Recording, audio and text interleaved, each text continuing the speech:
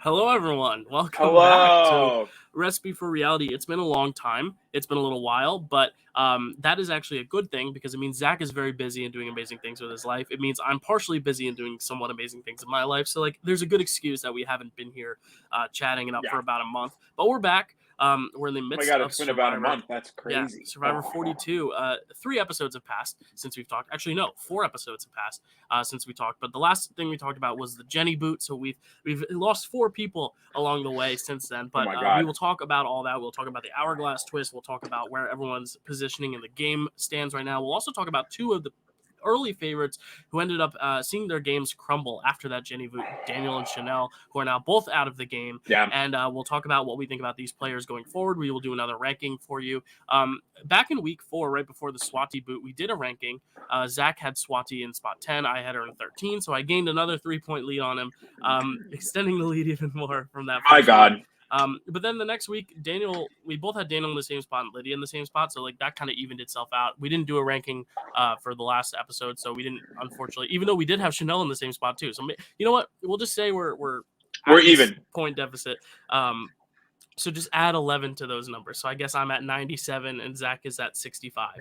So keep that in mind because at the end, of course, we rank these contestants, and then next week, whoever ranked them higher or lower will get a certain amount of points for in our little game. That first week really got me to a huge lead. I feel bad about it, but don't. Yeah. That was my fault. It was I at the expense of better. So I should have known.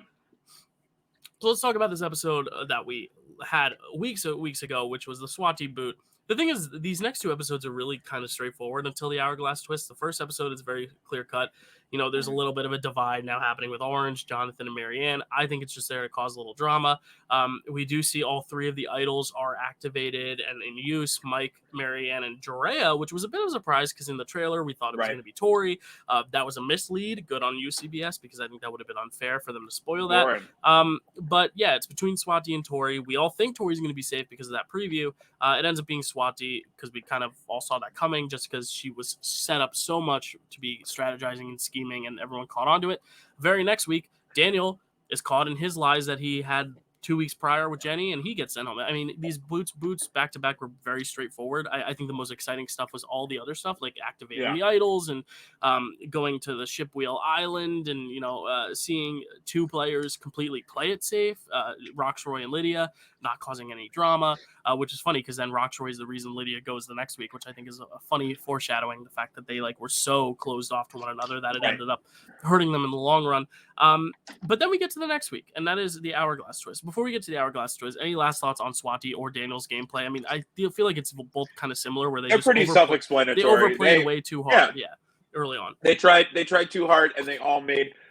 Swati was more of like a constantly overplaying and kind of spelling out her own demise. Daniel made, I think, one really, really big mistake that kind of sent him over the edge. Right. If he doesn't make the mistake of, not going to rocks, I actually think he probably stands a better chance because he has a better opportunity to recover. But going to rocks kind of just completely screwed his game up no matter what. There was no way to recover from that. Yeah, because if they go to rocks and say Hi or Mike go, or even Chanel, Daniel can then find his way with Jenny and Mike and Chanel, whoever's left. But I think when you jump ship like that, but then also, you're still shown untrustworthy to Hi. I don't think Daniel was ever getting out of that. No, he looked like a snake, and once you look like a snake, you're screwed. Yeah, no one can get that image out of their head, especially that early on. When it's not an individual game. You're not trying to take the people you think you can beat to the end. You're still trying to put tribe strength forward. But then we get to this Hourglass Twist, and this season it was a little different. Jeff said this season they're going to let them know that there is a power for whoever gets sent to exile, which I think is okay. That's good to mention. They definitely undersold the power that they could literally change the game. And then he also said, and the big change this season is that we have Applebee's. And I get it, Applebee's is a much bigger draw than peanut butter and jellies, which we'll see in the next episode. But I disagree. I would have You You know were like me, I would have peanut butter and gone for the peanut butter and jelly. Yeah, but it's just interesting because I'm like, Applebee's, yeah, it's a big draw, but like that doesn't really change the twist. That's Right. it. The twist plays out the same way. You're playing for reward, no matter what the reward is. You're going to try to win it. Right. So yeah, thoughts on this twist now with Jeff kind of like leaning into it a little bit more because we did see Drea figured out the twist. So obviously, like Jeff warning them about it, like did at least open some people's eyes to it. But even then, Jonathan still made this choice and said, "Well, I got to eat. I don't want to go to exile." And if he had Right. gone to exile, things might have changed drastically because that whole other side might have been saved. But what are your thoughts on that? Yeah, I mean, I think that overall, it doesn't do much else for me than it did the last season. I think it's better that they know about not really the severity of the twist, but like the importance of it. Only because I like that it affects the gameplay for some players more. Because again, when you get people just like on the island, like we saw last season, where everyone is just very much in it, they're like, we need to win. Right. Like that's how this goes. We got to get to the merge and we got to win. So when you show them kind of, yeah, you could win, but it doesn't necessarily mean the best thing for you right now. I like that gameplay a little bit more, only because it causes people to either choose to play safe or to, really take the risk. And I sometimes think that the risk is worth the reward. Depending on who gets it, it's, depending on whose hands it ends up in. I think Jonathan makes a good point. I got to eat, can't go to exile. Someone like Drea, who is very, as we see in the episodes to follow, very, what's it called? Very kind of like advantage centered, where she's like, I need those things to help me out. Yeah, we'll talk about it. I think it's interesting because it really showcases how different people play and, what the importance of having a well-rounded game versus just focusing on one specific thing is. Because it really does change up your potential as a winner, I think. For sure. Yeah, I think I like the do or die twist better. Not the twist itself, but I like how Jeff was like, whoever decides to play in this challenge, if you are out first, you will have to do this. Like, he spells it out. Whereas here, there's still a little bit of ambiguity to where, like, only Drea was really able to figure out what was going on. And the fact that, like, I just hate the idea that Jonathan led his tribe to victory. And now Jonathan has to suffer because of a random rock draw. Roy goes to and I know Jonathan could have switched with him, but it's like, you're always going to choose the food first, because that's well, as you need to, you're going to eat. Need to. Yeah, and so it I was looking, like, my roommate and I watched this, and we were like, oh god, if Jonathan goes because of this twist, it's going to be like one of the biggest blunders I think ever, because I think CBS knows the gold they have with Jonathan and other people too, like Marianne is gold, Tori is gold, like all these players that could have been sent home because of this twist. They're lucky it was Lydia, and I love Lydia. I love watching her play. Yeah, but she didn't offer the same edit that the other really, like, I mean, it was like who went on Sydney did. Yeah, it was like Sydney. Sydney offers great content. Well, that's what I'm saying. They lost her. My hair looks crazy. Yeah, that's the thing, is like Sydney, I think it sucks more because she was such a big villain last season that, like, when she went here, it was like, oh damn, they robbed us of that. But here it's like, at least Lydia wasn't very pleasant in the edit. So like when she went home, we were all kind of like, okay, it's better than Jonathan or Marianne or something. But if Jonathan or Marianne had gone home, like, Jeff Probst is probably kicking himself like, damn, like, we just lost our biggest character of the season due to this twist. And honestly, if Lydia hadn't gone home in that boot, I wonder if the editors would have edited her more. In that first episode, she's hilarious. She's talking about sunburn and how she's out of her element. Like, I really think she could have been a little funnier, a little snarkier. Like, they could have shown more of her if she had survived this twist. But I think CBS was trying not to let us as the audience get too attached, which just makes it a little bit more predictable, because when we're sitting there, we're like, well, Jonathan's not going to go home here. He can't.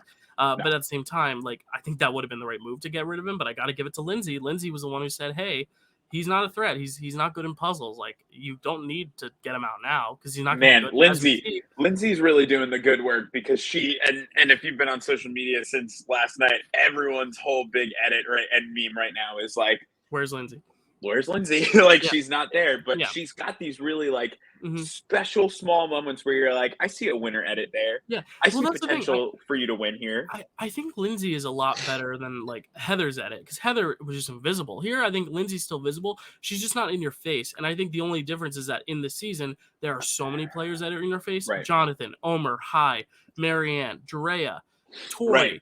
Like, to the point where people like Roxroy and Lydia and even Lindsay were kind of getting under edited. But as we see circumstantially, Roxroy gets a big edit here because of Right. the Exile too. So I think the editing is doing a very good job in I balancing the agree. edits. I think Lindsay is the most under edited, but even then I still get a gauge for what her game is, who she's positioned with. And I got to talk about that Orange 4 because even Omer didn't have a vote and was able to run the vote despite not having a vote and totally changed the tides. Man. It was gonna be Jonathan or Marianne. He was able to change it so it was Lydia, to the point where even Hai and Mike were forced to fold their hand and vote out Lydia, which was crazy because Hai was saying a few weeks ago that he was gonna go to Rock. There's no way. I really think this foursome of Lydia, Jonathan, Omer, and Marianne, even though Marianne is said to be on the outs, I think those four are really tight. More so than the green, obviously, because Mike was ready to vote out Chanel in the next week, and much more than blue, where Romeo and Tori are both targets. Like this Orange 4, I think could be your final 4. They really could, because I think all they have to do is stick together, have a few allies on the outside. The only thing that could screw that up is advantages or twists, I think, at this point, because at this point, I think they're really going to be all solid together. And the last thing we have to talk about is just the idea of this mega alliance itself, that it was Jonathan, Lindsay, and Omer from Orange, and then they were pulling in Hai, at the time, Lydia and Mike for green. That's 6, and then pulling in Drea and Roxroy. That's an 8-person alliance. 12. It's almost getting Big Brother-esque. Right. Like they're almost kind of making a big unit within the bigger unit, kind of, and then once they get to 8, they're gonna like duke it out there. But then right away they turn on Lydia. They get rid of her. So it's like. And that was because Tori won immunity, so like they didn't have an option outside. But it's interesting going forward, going to be to see like if this group of now 7 sticks together or if they start to break apart. Because it's clear after that episode, Lydia goes on the outside. It's Tori, it's Chanel, it's Romeo, and it's Marianne. And even Marianne is kind of in on the Orange, Omar, Jonathan, and Lindsay side. So like Marianne's definitely not the bottom of the totem pole, but those other 3 are. And I think it's interesting to see this next episode how that comes into play, because it really was no question that one of the 3 of them was going home.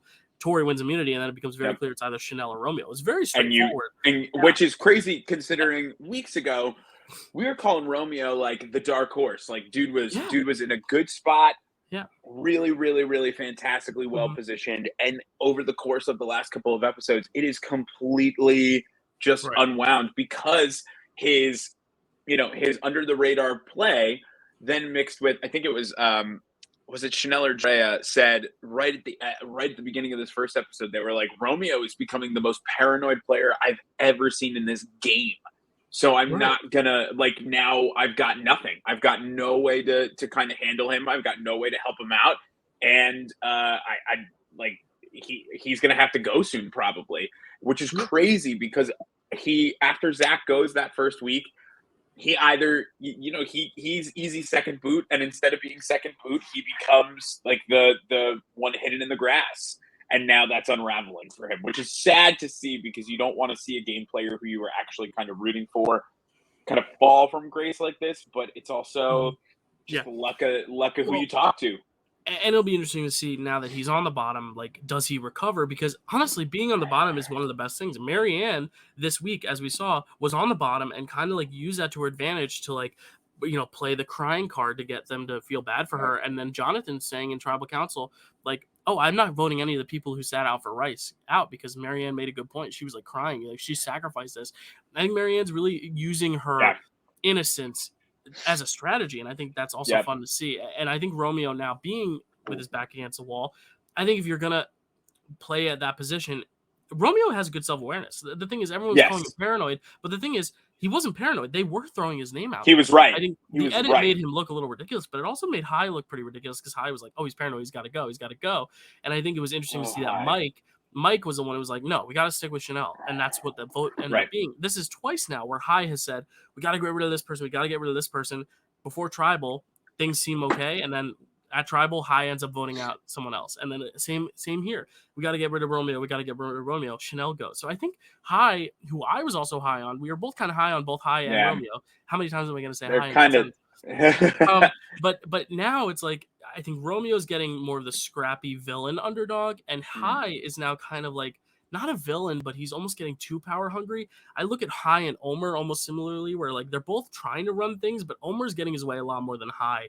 And then you also have people like Jonathan and Mike in the middle where they're not really leading anything strategically, but I think they're so social and people like them enough that they have more sway. And I think it just comes to like this modern era Survivor when things are moving so fast. Sometimes just being likable is better because Is enough. people are more akin to listen to like Mike than they are Hai, and I think that's the point. Is Hai's playing so much strategy forward, whereas Omar and Mike and all these other people are trying more to bring emotion into it. Marianne even I think it'll be interesting just to see like what happens now. Is Romeo going to be the very blatant target if Tori wins immunity again? If Tori doesn't, is she just going to go home easily, or are they going to be able to crack up this upper group of players? I really don't know. Should we get into our ranking just to kind of see how you know what, be? We might as well. Yeah. Do you have any last words though on Chanel or Lydia since we just brought them up on their gameplay? No, I mean Chanel unfortunately Chanel was a victim of her own circumstance. You aligned with the wrong person that first week. It really comes down to, how well can you kind of carry yourself and flip yourself back around. And I'll give her the credit that she lasted a lot longer than I actually thought she did.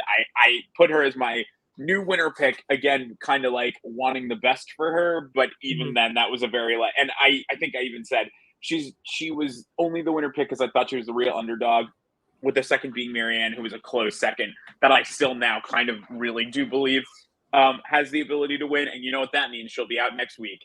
You know what that means is... Yeah, and we have to talk about one last thing, which we haven't yet, is Drea, like you said, is getting all these advantages. She puts another one in her pocket, which is this knowledge is power advantage, which, as we saw last year, backfired because of... what's her name? Liana. Right, Liana, and it backfired. But this season, Drea's not telling anyone, and the only person who kind of is onto her is Tori. But Tori's only onto her because Drea made a horrible lie about the blood. If she asks you if it's blood, just say it's blood. Just say say it's blood. Just say I got a cut and I'm okay though. I'm okay. Some women were saying on Twitter, say it's period blood. People get their period. Literally, there were a million other options, and she picked the worst possible thing to say, which was said, I was painting something and it's not painted. I wasn't able to it was so weird. Such a weird excuse. But let's talk about it because I have Drea at number one. I was gonna say, yeah, she's number one. There's no way. She's got so much going on that I just can't see her ending up at the bottom for any reason. To get rid of her, you would need to flush her idol. Get her so safe that she doesn't play an idol. Make sure she doesn't use his extra vote. Make sure she doesn't steal anyone else's idol. Like, I think she's self-aware enough. She was self-aware enough to just, it wasn't strategy, but she was self-aware to look at the bench and see that there was a clue there. Like, she's really playing this game from a very, advantage heavy perspective, and sometimes all you need is ammunition in the game. Like, someone could try to take her out, she could play an idol. The very next week, if it's a split vote or whatever, she can play an extra vote and get her way. The very next week, she can steal someone else's idol, play and she has basically the thing is, weeks of I was gonna say, and if Hai and Lindsay go, she has another idol. The other thing is, she knows for a fact who has idols because you need to activate them. Right. She stands the best chance at going pretty much to the end based solely on the fact that she is nearly untouchable. Like it's going to be very, because the thing is, at the slightest risk, it's kind of how we felt about Xander last year, where like at the slightest feeling of being the target, you play your idol. And then guess what? You play your advantage and you get another idol. Like it's not, or you can just swing that extra vote. Like you just said, she is nearly untouchable because she's got the best placement in what's going on with her advantages right now. There are players that have gotten idols, 3 idols over the course of a season, but only a few people have held 2 idols at once. Right. Drea, if she's able to steal an idol from Marianne or Mike, and she's able to vote out Hai and Lindsay and get that amulet idol, she will be the first person ever in Survivor history to hold 3 at once. That's crazy. In order to do that, she's going to need to survive 2 votes without an idols and need Lindsay and Hai to be the next 2 votes. Like, I don't think this is likely, but of anyone in Survivor history, she has the best chance of having 3 idols at once. Just because of where she stands. Yeah, she guarantees 2 idols at once if she wants one, because she knows Marianne's not going to probably pull a Tiffany and be as smart as to hand the idol off to someone else. And I don't think Mike would either. Mike maybe could, but again, I don't think Mike now, after what happened with Daniel, would trust to give his idol away to anyone. So no, I don't think you would ever do that. I really think Drea is not going to be pulled, a fast one like Liana was. I really like Drea's chances. At number 2, now I know sometimes people want to put all the idol holders at the top, but with this knowledge is power advantage, I'm not going to do that because Mike or Marianne could easily lose their idols. That being said, I do have Mike at number 2 because even if he gets his idol stolen, I don't see them wanting to target him. He's good with everyone. He's not going to be a target. I think if anyone, she's going to steal it from Marianne, not Mike. I think if she does steal it from Mike, it would only be because she just wants the idol and she's going to get power hungry. And I think that will reflect badly on her because Mike, as we've seen, has High. And while he has lost Lydia as well, he also has gained Jonathan, probably Omer. Yeah. We saw this beautiful moment with the two of them on the beach this week. Like, I really think Mike has the best social game out there, and that's going to take him a long way. And if she ends up taking Marianne's idol, he's going to have an idol. He could be your Xander where no one targets him because they know he has an idol, so they're just going to like let him sit there. And that could be bad in terms of his end game, stock. Like, will he be able to make a case for himself at the end? I don't know. But this week he was able to get his way with Chanel. Maybe if he keeps having these types of moves where all he has to do is just say, no, we got to do this, and everyone listens to him, that's a resume you could build. So I really like Mike. I have him at number 2. He's not my number 2, but I want to just speak to that. And that way, when I get to him, we don't have to speak on him really, because I was watching and I think I did not think much of Mike as the season started. And even as it like kind of ramped up, I wasn't a big fan. These last couple of weeks have changed me. I think he's really good at what we didn't see initially was we didn't see how good he was at connecting with people and kind of playing up the fact that he's a father and like a good leader and a really, really charismatic guy. Yeah. Because he was kind of tied to Jenny, this Daniel and Chanel kind of situation. Now without them, it feels way more like there's a player with potential to win there rather than just someone who's kind of like skating by. So I'm very impressed with Mike. He's not my number 2, but he's I think we have 10 left. He is like almost on the cusp of my bottom 5, but it's not really a bottom 5. And again, if for no other reason, he's got an idol. My second is Omer. He's my number 3. Yeah. Such good gameplay. I don't see anyone. Again, it's one of those things where I don't see anyone thinking, "Oh man, we're really in it right now. Let's get rid of Omer." Like Omer is usually at the center of the conversation anyway. And he's usually the one helping to make the decisions with people. Mm-hmm. I highly and on top of them all kind of like working together, I highly doubt that with Jonathan, with Mike, with Lindsay, all kind of sitting there on his side, anyone's going to be able to toss his name out comfortably and get away with it because they're gonna come to his aid. They're gonna be able to be like, nope, that's not gonna happen. And the thing is, I think with Lindsay having this amulet, bounty on her head, Jonathan being as strong as he is, and Marianne having an idol and just being on the outs of this big alliance, I think he has 3 shields in front of him, which is huge because he is in a 4-person alliance amongst this bigger alliance. He has this beautiful gift of having not voted in the first tribal. People on the bottom don't realize he's in on the top. They have no idea what's going on. He's able to play every single side. The thing is, I don't think he comes across as strategic and schemy as someone like Romy or High, which I think is even better for him because people are probably looking at Omar like, oh, he's such a little dweeb. Like, let's just carry him along. Let's like enjoy his social game and whatever. But if he makes it to the end, I think he has a great case to win. I honestly think great. High was my winner pick a few weeks ago, but I think I'm on the Omer train now. I really just think Omer's getting something more than High is getting, and I think that's a real social presence in the game. Like I think High is really good with the strategy, but High has not gotten his way lately, and I think Omer has. Everything's gone so well for Omer that I'm almost waiting for a downfall or a blindside. But they're making him too likable to make me think that he's gonna get blindsided anytime soon. If anything, he'll be maybe a fire making loser, or your Ricard like has to get him out at 5th place, or he's gonna win if he doesn't win. Like I think he's only gonna be one of those 3 things. He's either gonna win, he's gonna get fire making out, he's gonna lose the fire making challenge, or he's gonna be like one of the last boots because he's just too good. Like I really don't see him going anytime soon. So I like over there. He's my number 3. Who's your number 3? My number 3 is Jonathan, which is his partner in crime. And again, it's one of those. Jonathan has proved that he can win when he needs to, but also they are eating him up on the edit. I can't see him going anywhere soon with how good of an edit he consistently gets. Yeah. It's one of those things where like, I would see Lindsay go before him. They tried to throw his name out once. It didn't work.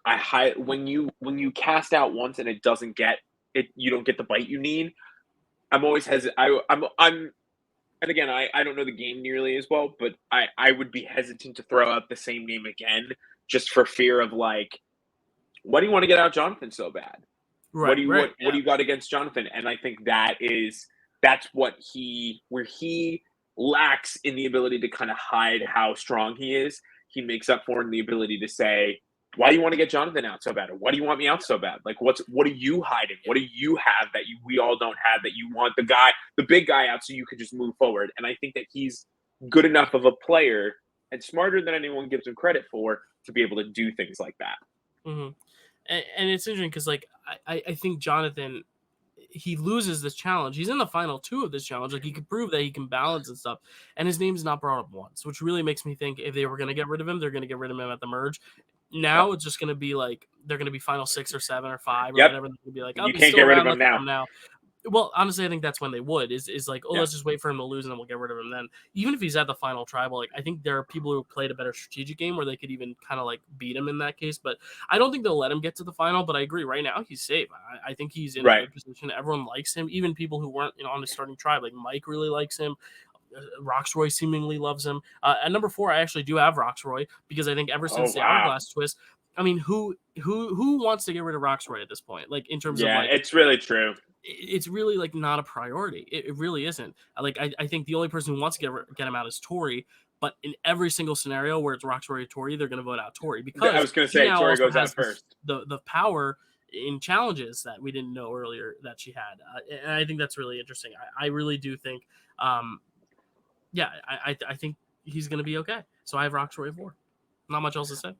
At 4, I have Lindsay. Again, she's kind of coupling up with this big group that I have where I don't see anyone being able to really take a shot at them right now because they're so well guarded. But if they do take a shot, she's likely the one that goes first. And that's only because she's got the bounty on her head. And, I feel like if it comes down to Jonathan and Lindsay or Omar and Lindsay, Jonathan or Omar are going to go with each other rather than go with her. It's going to be easy to get someone like Mike on your side, 100%. Like if it came down to Lindsay versus one of the guys are all going to keep the guys. Yeah, she's good though. I give her a lot more credit. I think she's a smarter game player. That's why she's still in my top 5. Yeah.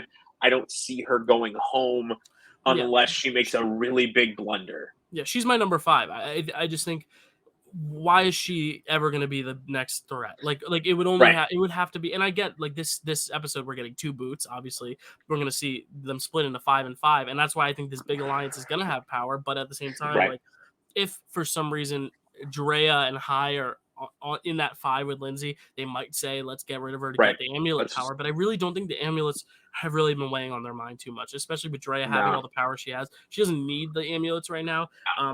But I think even then there's someone I think they would take out before Lindsay. I really think Lindsay's okay. She's my 5.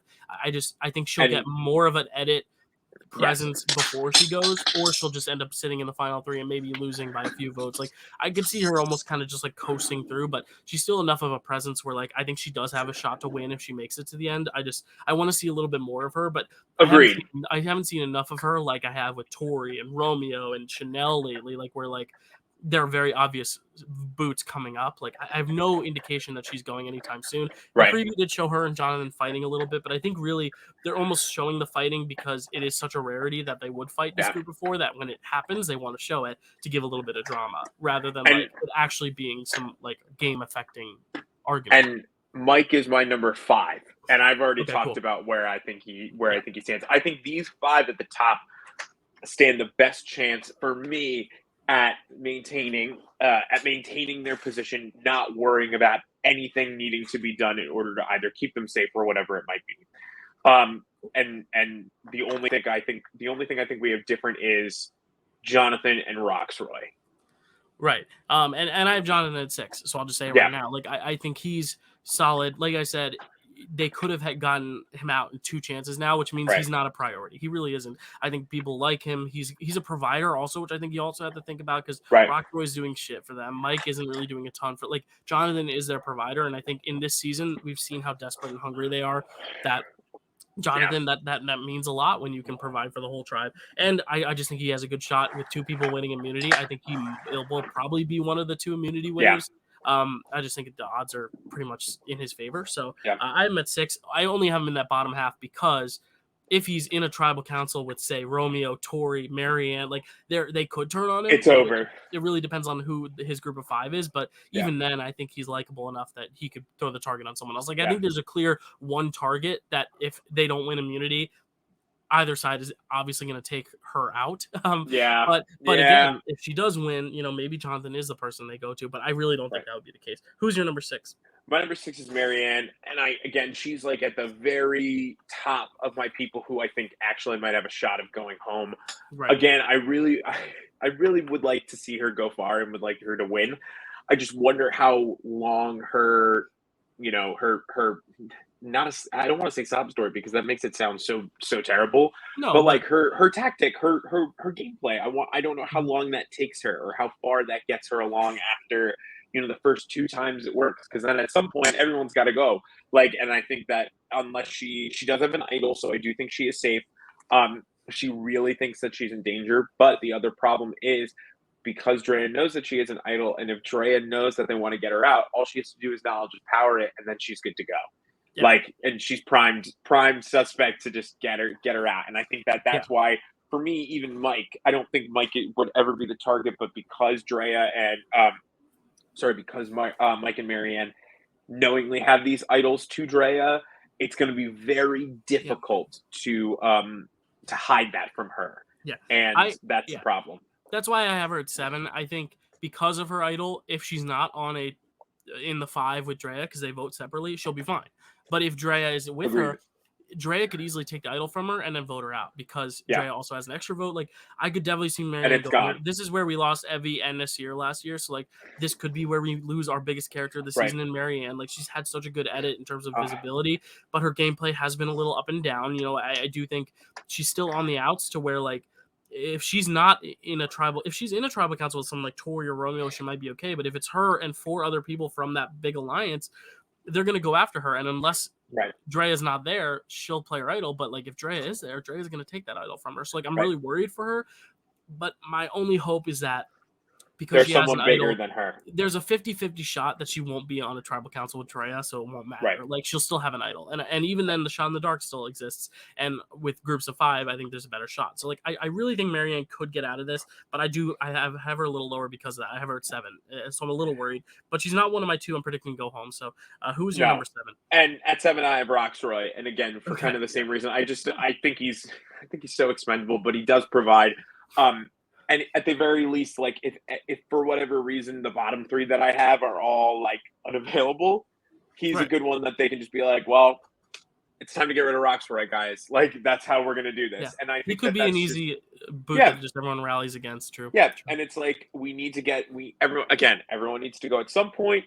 Do we take Roxroy to the end and just have him sit there because he didn't do anything? Or do we get rid of him now so that everyone can, we can all play kind of a fair game? And the thing is, this group of people seems like the group, especially the people at top, this seems like the group that would rather win against people they know that they're going to be good against than bring the GOAT to the end and say, like, I'm going to win easy.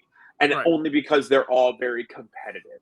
Right. Yeah, like Jonathan, Lindsay, Mike, like those Drea, like those even Tori, they're the people who you see and you're like, I think I'd rather win against someone that I'd rather win and maybe lose against someone that's better than me than definitely win against someone who I know did nothing. That's the vibe I get. It's weird because I was watching last night and I was like, you know what? If I'm someone like Lindsay or like even Mike, where like I'm very much not leading that alliance, but I'm in the big alliance, like it's clear that like Drea's got all the advantages. Omer and Hai are talking a lot of strategy. Jonathan's the brawn. If I'm one of those other tier like Lindsay or even Roxroy, I'm thinking, why don't I team up with Tori? And team up with what was Chanel and team up with Romeo, because these are the people that aren't going to get as many votes in the end. I'm like, and that's like, where my game can win.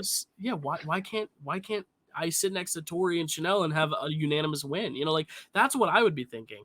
Because Tori, if she sits at the end, no one's going to respect her enough to give her the win. They're just not, because she could play the best game, but because she annoys people, that's going to be too much. Romeo, I think, could still win if he has just a really impressive gameplay, but even then he's becoming a little too unlikable. Where, like, those are the 2 I'd want to sit next to at this point, because I don't want to sit next to Marianne because she's likable. Don't want to sit next to Lindsay. She's sweet. She's likable. Probably not next to Jonathan or Hai or Omer. Like really, you're going to want to sit next to either Roxroy, Tori, or Romeo in the end. And I because really you think, know that you'll have everyone else's votes, and you know you'll have their respect. It's crazy, but sure. that's what I mean, is that this is that group. This group seems like the people who So- are like, I'd rather win against the competitive than the person who Yeah. I know won't win, It's a because weird that won't be logic because- satisfying. Yeah. Honestly, I would think the other way if I was there, because I was I like, agree. I think they should be trying to like take the people they think they can beat to the end, which is why when Mike was so fast to want to get rid of Chanel, I was like, is that the best move? It obviously worked, and it's his move, and the editors made it look like a good move, but I'm like, Chanel isn't that dangerous. She could just kind of sit around, like we could take. Yeah, you're not people going to to do the it. end. She's I not don't going to know. do anything. At number 8, though, now this is the last person I have saved because my bottom 2. I'm gonna pick something that maybe other people aren't gonna agree with. I'm putting Romeo at 8 because I think here's the thing. I think this episode, the editors tried to make Romeo look bad, but at the same time, they made it very clear by showing his name being thrown around and him immediately catching onto it that he is still very self-aware.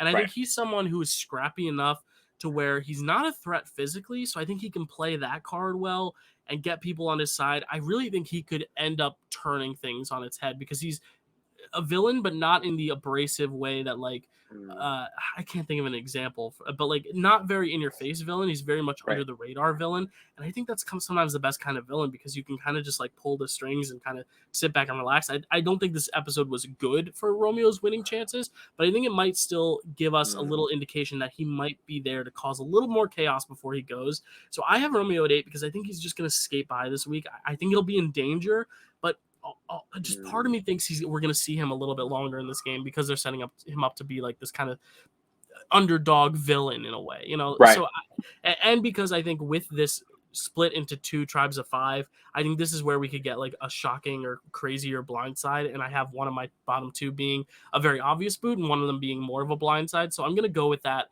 I'm going to say Romeo is my 8. I do definitely think he might go home. That's why he's 8. Not interesting. 6. But I'm going to go with the more ballsy pick only because I think one of the boots is fairly obvious if they lose.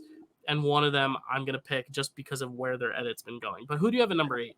I can't play the same game that you are. I'm too far behind. High is number 8 for me. I think that he is safe if Romeo and Tori do not get any sort of immunity. I think he's good to go. But the minute that they get immunity, he is the next on the block, I think. And I just think it's because he's too smart. He's too smart, and he's too good at the game, and I think they all know it. And he's not played well the last couple of weeks. He's very conflicted. He's very contradictory towards what matters to him versus what doesn't. And I think that they know that. He's getting a lot of edit, but it's not good edit. Like it's not bad edit either. It's not making him look dumb, but it's also like everything we hear High wanting, he's not getting. Like he says, I want Lydia around. He has to vote out Lydia that episode. He says, I want Chanel to stay. I want to get rid of Romeo. Chanel goes. She goes. But he's so present in the edit, which makes me think this could be an Evie situation where like we're getting a lot of them really at this point in the game where like it's the merge, they're a big focal point of these 2 episodes, and then they go in the next one in a fairly easy boot. My thought is like if Romeo, Tori, and Marianne, who are the 3 on the bottom, Marianne has an idol, but those 3 are on the bottom. If they split up these groups into 2 and all 3 of them are on one group, that other group is gonna have to turn on itself. It is and again, those people can also win immunity. So it's really like you're basically it's a 1 in 5 shot of winning immunity, but then also after that it's a 1 in 4 shot of going home. And if you're against Marianne, it's a 1 in 3 shot. She has an idol. Like I think there's so much stacked against the people who are not at the top of the totem pole, and we've seen this past few episodes. Omar's getting his way, Jonathan and Lindsay are getting their way, and Mike is getting their way. Who is not getting their way? Roxroy is in the alliance, but he's not really getting his way because people aren't really cluing him into the vote. High has not gotten his way. I think High could be in danger here, and I think this could be a case where he just has such a big edit early on, but it doesn't really amount to anything further in the game. He's kind of like our fallen angel of the midway point of the game. Like I see him losing sooner rather than later. And I think because the tribe is going to get split in half and there's going to be 2 boots, I think that's even more of an incentive for me to put him this low. I like his game. I think he's thinking the right things. It's just he's not executing. And I think it's just because Also, the green tribe's now only down to 2. It's him and Mike, and Mike is integrated much better. Yeah, Mike's not about him anymore. And Mike is kind of more like, I'm out. Yeah, those amulets. If it's Drea, let's say it's Drea, Lindsay, Omar, Hai, and Jonathan on one side, Lindsay's not going to want to turn on Omar and Jonathan, and Lindsay's going to talk to Drea and say, let's get his amulet out. I think there's a lot of case for Hai to go home. He has that amulet that if you send home, you get the amulet. And I think that could even be the reason, even if he is up against a Tori or a Romeo, that could still be the reason why you take the shot, because, the tribe numbers are smaller. I just think there's more room for error, and this is where we can lose one of our big players. And I think Hai is a big player that is also not in control. So I think this is where I could see him going. So I'm going to put him at 9, because I think the obvious 10 for me is Tori, only because if she loses, she's probably going. But again, if anyone's thinking like I'm thinking, I want to sit next to Tori at the end. So maybe she will have a way to bounce back. Maybe her and Romeo will make something happen. I would love to see Tori, Romeo, Marianne, and Roxroy like make this like that'd be crazy odd couple alliance, because honestly, that's what it's going to take to win, is sitting next to someone you can beat, but also having numbers that you can still get to the end with. And Tori right now is easy to beat, but she doesn't have the numbers to get to the end. I think all she needs is some numbers, and she can go to the end. She's not going to win, but I still think she can make it. But I think it's safe to put her at 10 though. So I put Tori at 9. I put 9 for Tori and 10 for Romeo, only because again I need to flip the switch a little bit, and I do think that Romeo presents kind of in the same way as Tori, where he's a little too smart for the game, and I think they get it. And same thing with Tori. She's a little too smart, she's a little too abrasive, and they get it. And there's no way that with how tight everyone else is, unless the groups really go the way that they need to for those people, I just don't see a world in which they both come out unscathed, unless they're both on the same group. In which case, then it's a matter of like, oh my God. And that's the hard part with this ranking, is that we have them ranked in safety just as if they were all going to a regular tribal. But like realistically, we could each lose our number one, or I'm not even going to put Dre up there because I just don't think I really don't think there's a way, unless they really convince her otherwise. I mean, listen, if there's a tribe with Drea, Marianne, Roxroy, Tori, and Romeo, all it takes is for Marianne to give her idol to Tori, Drea to ask Marianne if she has an idol. She says no. Drea goes, we've seen. Shit. And then Marianne plays her idol. Tori wins immunity. Romeo plays a shot in the dark, and then it's Roxroy or Drea. And then if that is the case and Drea doesn't play her idol, then Roxroy and Drea go to a tie. They vote out Drea, or Drea plays the idol and Roxroy. There's always the possibility that something happens where this could all just be, this all means nothing. Yeah. And that's the really cool thing about the game. That's the scary thing about the game. And I mean, that's why people watch, is that it's not like Big Brother in that regard, where every week is pretty self-explanatory with Big Brother, because that you know from day one, all right, so-and-so is in power. These 4 people are safe. This is their main target, but like, I don't know if they're going to be able to convince everyone else of that. And then all of a sudden it's literally like, you know who's going home pretty much by the middle of the week. Yeah. You know what I would love to see happen is if all 3 idol people, Drea, Mike, and Marianne, are all in the same tribe. Oh God. With like say Tori and Jonathan. Let's say Jonathan wins immunity. They're all trying to get rid of Tori. She plays her shot in the dark. There is potential for every single person to be safe in a tribal, because if there are 3 people with idols, 1 person with a shot in the dark, and 1 person with individual immunity, they literally have no votes. And what they would have to do is Drea would either have to play her extra vote, or Marianne would have to play her extra vote, or they would just I don't think they could even re-vote because everyone's safe. I think they'd have to rocks. I think they would have to go to rocks. Every single person? Like, I don't know, what they would do is they would run a whole nother immunity challenge and then a whole nother vote after that. Like, because I don't think there's a way, like, there could be a way where everyone is safe. Because there was one season where everyone had something except for one person. That one person didn't get any votes, but because they were the one person without an idol, they went home. So, like, and that is just luck of the draw. That's like you were in the wrong place at the wrong time, and there's no way to manage that. So really anything can happen this week. And I think that's why this is so exciting, is because like this is the point where like splitting them into 2 groups now is very interesting, because like you have a mega alliance, but with only 3 people outside the alliance, there's a lot of room for error. All it takes is for one of them to flip, and Right. you know, and you've got a game. Like, and that's why I think it's not over for people unless like it's like a Tori or Rock story where I just don't see them winning in the end. But any one of these 10 could get to the end. It's just a Right. matter of like, does this alliance hold? And then when the alliance is left standing at 7, and I don't even think they're going to be left standing at 7 with Marianne and that idol. Like, I really don't think the next boots are going to be Tori, Romeo, and Marianne that easily. Like, I really Right. think we're in for some No, I don't sort think of so twist either. or shake up. So it'll be very interesting. But that's our predictions. I have Hai and Tori going home. Zach has Tori and Romeo going home. I think we both agree it's Tori's time. But again, Yeah. anything can happen. She's been on an immunity run, so who knows? Yeah, we'll see. We'll see what happens. Yeah. So that's our catch up. Right now, Zach, if you had to say a winner pick, is your winner pick still Marianne, or are you wavering? I said earlier, I think I'm now on the Omer train. What do you think? I'm on the Marianne and the Drea train, honestly. I just really, if Drea really plays this I shouldn't even say the right way, but the smart way, Yeah. she could really just run to the end and be able to say, you all were never going to be able to touch me because of the shit that I knew what to do. Like at every turn I had myself covered. I got people out. I ran my tribe from day one, and that was it. We were good to go. And I think that presents such a great argument.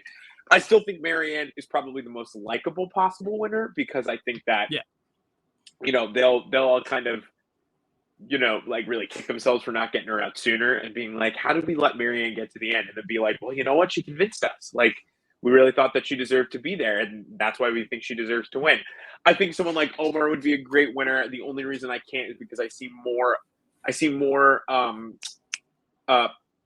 potential for an Omer slip up than someone like Drea, because again, Drea's got so much cushion to her that Drea did slip up this week in a way. Right, right, for sure. Yeah. But here's the thing: is that once Tori's out, because it's her time. Yeah. Once Tori's out, it's not going to matter. Yeah, it's not going to matter, and that's the thing about it. So I think that's my thought. If Drea goes this week, it'll be one of the most epic blindsides ever. Like, that's the thing is when a player gets this much power, I'm like almost hoping they get blindsided just to see how they pull it off. Right. But again, like I do like Drea. I like this cast. I really do. Even Tori and Romeo, who I don't think I want to win, I still like to see them maneuver throughout the game because they're just different personality types. Like, I like seeing like someone like Marianne who's so crazy and out there where I'm like, you're annoying, but I love you. And it's like, same with you're Tori. Annoying, I'm like, but you're so overwhelming. It's unself-aware, but like, I kind of like seeing Tori kind of scrap from the bottom and win these immunities and kind of throw a wrench in people's plans. I like seeing someone like Jonathan, who is like, typically on any other season would just kind of get he's a big, strong guy who provides edit, but he's actually getting good social and strategic content. I like seeing someone like Mike, who's an older man, but is actually, running some votes, and Omer too, like very unconventional types, running this game. Someone who is like, on paper, the most perfect Survivor contestant ever. Chanel is your first merge boot, like the person who we were like, we couldn't find a flaw with preseason. We're like, she's got everything it takes. Like, she's probably going to win. So it just is very exciting to see. And I'm excited to see what happens. Yeah. So Zach, where can they find you? And what exciting stuff do you have coming up in the next few weekends that they could check you out at? You already know where to find me on all of the socials and whatnot. But if you are in the New Jersey area or you're in the New Jersey, New York area, I am opening the Hunchback of Notre Dame tomorrow at Rhino Theater in Pompton Lakes, New Jersey. We run for 3 weekends: Friday, Saturday, Sunday, and then Friday, Saturday, because then it's Mother's Day. Come by. It's a really great show, and it's gonna be fun. And I'm hoping that it'll sound just as good too. So we'll see. I'm sure it will. You can find me at Dylan, what you got going on? Dylan_Randazzo, Twitter and Letterboxd. Dill Pickle Movie Network, where you're watching this now. In May, I am dropping the Dill Pickle podcast, where you will be able to hear this show and Frame Rec and Picture This. All the other shows that you can't get on podcasts, you will now be able to get on podcasts, be able to take it with you. Marvelous Movie Mondays is still on podcast every week. You can check it out there already, but there will be its own feed, the Dill Pickle podcast, which will have all the other shows and all my reviews. Every video you can find on the channel will be in audio format, either there or, of course, on the Marvelous Movie Mondays thread, in its own little podcast channel. So like, check that out if you want to take us on the go. I know some people have requested that, like, oh, I can't like listen to you and text on my phone at the same time because It's YouTube true, 'cause YouTube is YouTube. dumb that way. So like like this will give people even more opportunity to listen to us and listen to us at length because we do talk for a while. But otherwise, yeah, if you follow me here, I just posted reviews obviously for Fantastic Beasts, and I'm And coming up. you can catch both of us this summer in Edison in that's Edison, New Jersey. You can Yeah. we're both going to be in Plays in the Park, which is probably the closest thing you can get to Broadway, in your own backyard, which is just free advertising for the park. You're welcome, everyone. Dylan, what are you playing? I am going to be the minstrel in Something Rotten in June at Plays in the Park in Edison, New Jersey. So if you are in the Edison area, New Jersey area, or if you're in the New York area, it's a quick train ride away. Go check that out. And Zach, what are you going to be up to? You can catch me as Eugene Krabs in SpongeBob SquarePants, the musical. Yes. Runs July 13th through the 23rd. It's a far time. It seems I don't far know my away, date. but then yours is June 22nd through July 2nd, and I only know that because it ends on my birthday. That's the only reason I know that.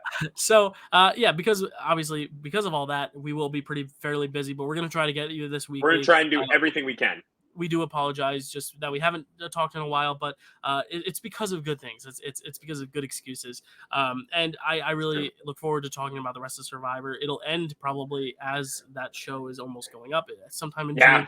It actually probably ends in May. But then after that, we will jump into some more bachelorettes with our 2 bachelorettes this season. We're going to get to Bachelor in Paradise. And a weird move, Dancing with the Stars is now on Disney Plus. So we're not sure how that's going to work, if they're just going to drop a whole season at once, if there will still be voting. It'll be weekly. It's weird because like streaming, you don't think like, streaming, it's like you can watch it anytime, anywhere. But now it's like, but now we're doing live shows on streaming. It's a weird thing. We'll stay tuned for that. We may have to drop Dancing with the Stars as a topic of conversation here, only because we don't know. Because it won't be reality TV. We don't know what the format is going to be. It's going to be reality streaming instead of reality TV. And then Big Brother 24, 23, 24? Yes, 24. 24, yes. Big Brother 24. That's weird. Big Brother's as old as I am. I just celebrated a birthday this past Sunday. It is. Now Happy 24, birthday, just Dylan. like Big Brother. Thank you. But yeah, so that is all you can check us out at in terms of socially and on YouTube and in the podcast and in performing world. In performing world. So yeah, you can see us all everywhere, everything everywhere all at once. Go see that movie too, because it's really, really great. That is a good movie. Yes. So we'll see you next week, guys. Thank you guys for bearing with us, and hope you enjoyed this recap. Oh, wait, what? Oh, who has the recipe for reality? I always forget. You know what? It's Drea. It's Drea for me. I'm not gonna say that. Because I think she messed up with the paint thing. I'm gonna say Drea. This was a few weeks ago, but I'll say Applebee's has the recipe for reality because Applebee's came through when they needed it really most. Takes all of my money, and it probably went through very fast too. If you know, what I mean. 100%. When you don't eat and then you're just eating wings and wings and wings and burgers and burgers and burgers. I mean, all right, let's get out of here. Yeah, let's go.